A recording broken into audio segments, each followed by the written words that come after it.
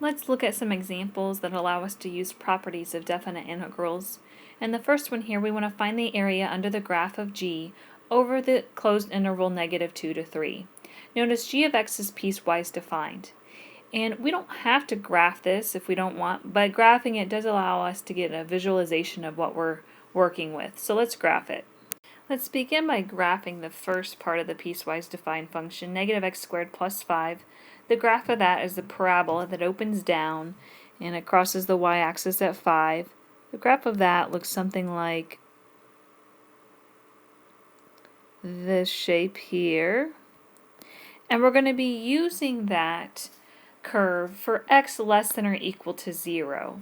So really I only need this left side of the parabola shape. So I'm going to erase the right side. So there's our graph for x less than or equal to 0. We're using the first piece of the piecewise defined. And technically the graph of this parabola shape continues to go off to negative infinity as x gets smaller and smaller. But since we're finding the area under the curve, I was just stopped at the x-axis. And then next let's graph the second piece of the piecewise defined function, the linear line x plus 5 for x greater than 0. So the line x plus 5 has a y-intercept at 5, and then it has a slope of 1. So we've got a line that looks something like that. And we're interested in the area under the curve between -2, so here is -2, and 3. So we're looking at this piece right here. We want this area under the curve. So notice how the curve that we use changes at 0. When we are at 0, we go from using the parabola shape function to using the line. So now to find the area under the curve, we know we're going to integrate from -2 to 3, and we're using our function g of x with respect to x. But since our equation for our g of x changes at 0, then we need to break this up and use the additive property for definite integrals. So from -2 to 0, we're going to be using the first piece. We're going to be using the -x² plus 5. So we've got a -x² plus 5 dx plus, and then we're going to integrate from 0 to 3. And from 0 to 3 we're using the line x plus 5, since that is the curve on the interval 0 to 3. And as I said, we didn't have to graph our equation g of x. We could have just looked at this equation and said, okay, well at x equals 0, we switch equations. And we would have broke our integration from -2 to 0, and then 0 to 3. And we can do that just by looking at the equations. But if we want to get a visualization of what's going on, then we graph it. Alright, so let's integrate. First we need to find the antiderivative of -x² plus 5. So we have a -x³ over 3 plus 5x, and we're integrating from a -2 to 0, and plus, and then looking at the second integral here, we have x plus 5. The antiderivative of x plus 5 is an x² over 2 plus 5x. And here we're integrating from 0 to 3. Alright, so if we plug 0 in, we have a -0³ over 3 plus 5 times 0 minus then what we get when we plug a -2 in. So we have a -2³ over 3 plus 5 times a -2. Alright, we'll have to work on simplifying that.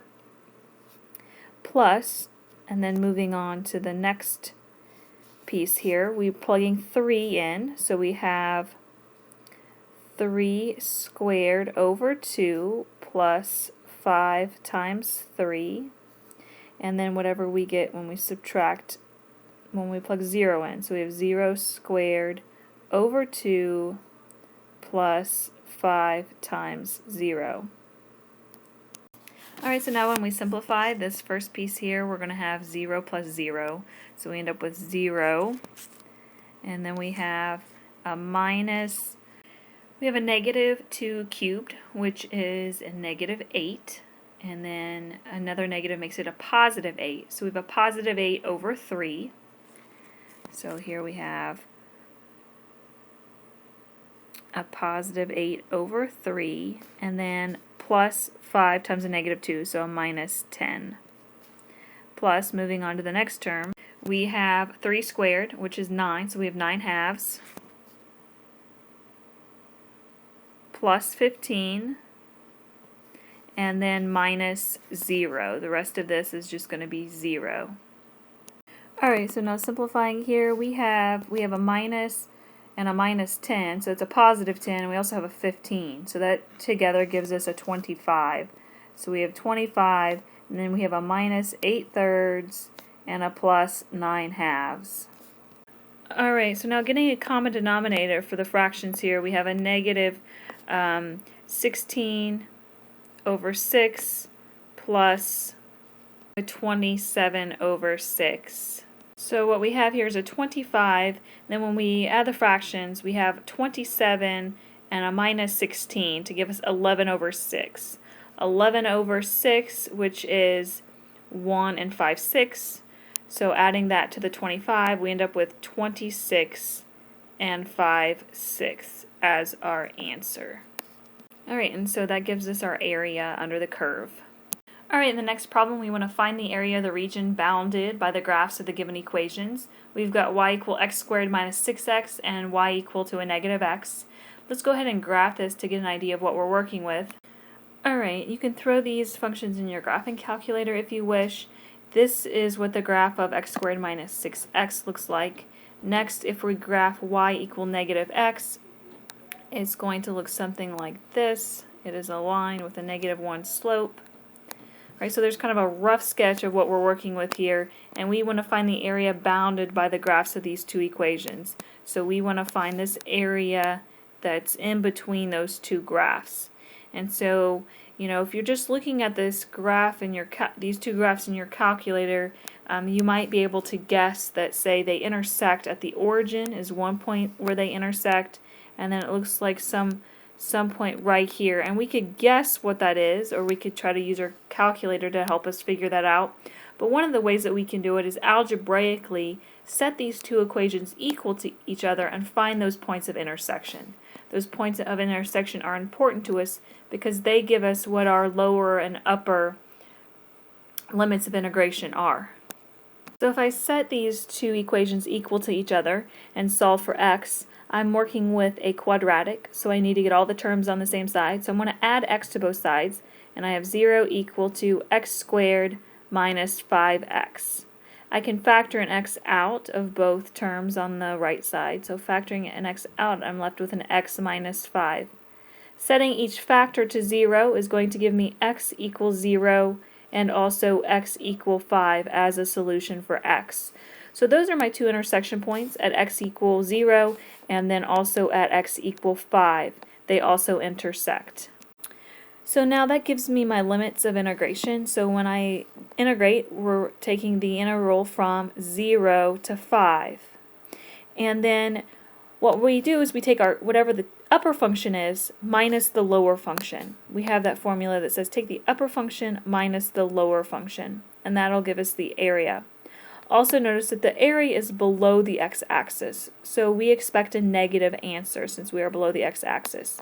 So here are our top function, our higher function, or another way of saying it, whatever has the higher function value. So we take a negative x, and then we're subtracting from that our lower function, which is going to be x squared minus 6x. And then integrating with respect to x. Now suppose you didn't graph these equations and you were algebraically solving this. Well, algebraically you can figure out the points of intersection by setting the two equations equal to one another. And if you do that, you find x equals 0 and x equals 5 as the limits of integration. But then without the graph, you may wonder, well, how do I know which equation is on top and which one is the lower equation? How would you know that without graphing? Well, you could figure it out by picking some x value in the interval between 0 and 5. So suppose I choose x equal 1. 1 is between 0 and 5. And what I want to know is, on that interval 0 to 5, which has a higher function value. So if I choose 1, plug 1 into the top equation, or the first equation I should say. 1 squared is 1 minus 6, so I get a negative 5. If I plug 1 into the second one, I get a negative 1. Well, negative 1 is greater than negative 5. Therefore, I know the equation negative x has a higher function value. Therefore, it is on top. It is the upper function, whereas the other function is the lower function on this interval 0 to 5. So it is possible to solve these problems without graphing them. Although if you're a visual person, it is nice to see, get a visualization of what you're doing. Alright, so now let's integrate. So we have the integral from 0 to 5, and I want to simplify our integrand here. We have a negative x and then also a minus negative 6x. So that's going to become a positive 6x.